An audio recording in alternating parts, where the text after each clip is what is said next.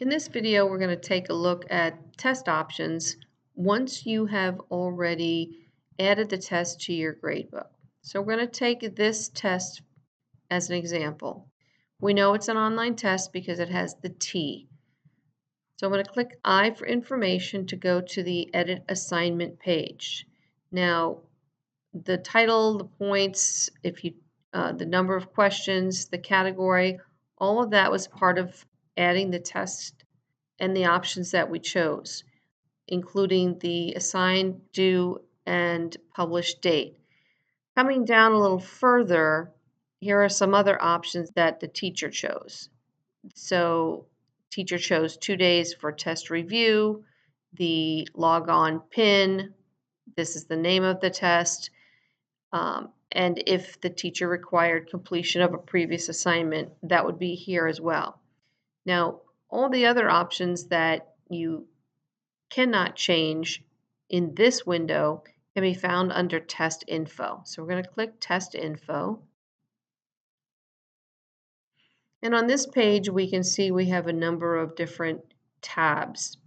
But before we get to that, test options. So if you included a calculator or retakes or anything like that, it would be listed here under test options.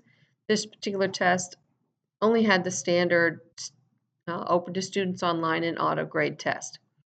Now if we scroll down a little bit, here's where we can see the questions and the point value that we chose. Also is the type of question, and if you chose a different cognitive complexity, it is here as well. I just want to scroll down to the last question and note that this type is an extended response and the point value was 50, whereas all the others were multiple choice valued at 1 point. So scrolling back up to the top. All right, so the tabs at the top. Student test options. If you have individual students that require modifications, you can assign those here. So if I click student test options, I can search for an individual student name or just click simple list and get a list of all the students. If I choose the student, then I can select which test modifications I want to make. So for students with 504s or IEPs that allow them extra time, you can add extra time.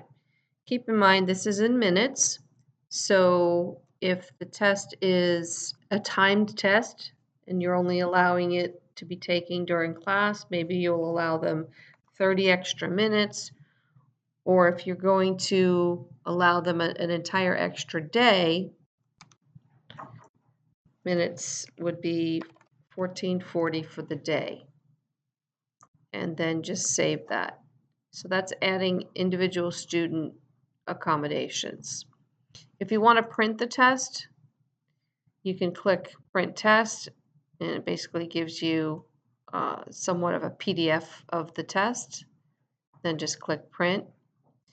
If you want to preview the online test, so this is kind of like the student experience, and you can kind of see what it looks like as the student moves through the test.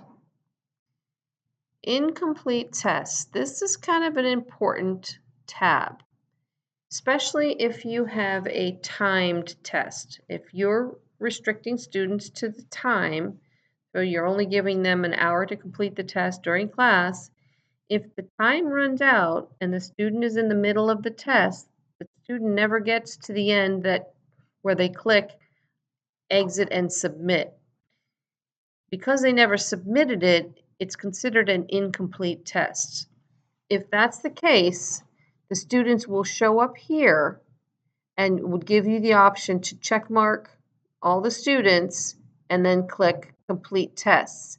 So that's going to basically submit those tests so that you can see their grades in the gradebook, because the gradebook will show that they haven't taken the test yet. And they'll say, well, yes, I did take the test.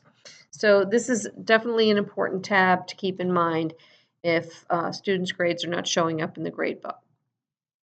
and just click Return to Gradebook to return to the Edit and Assignment page, and then just click the X to X out of this if you didn't make any changes at all. And that's how you get info on a test that you have already assigned in the gradebook.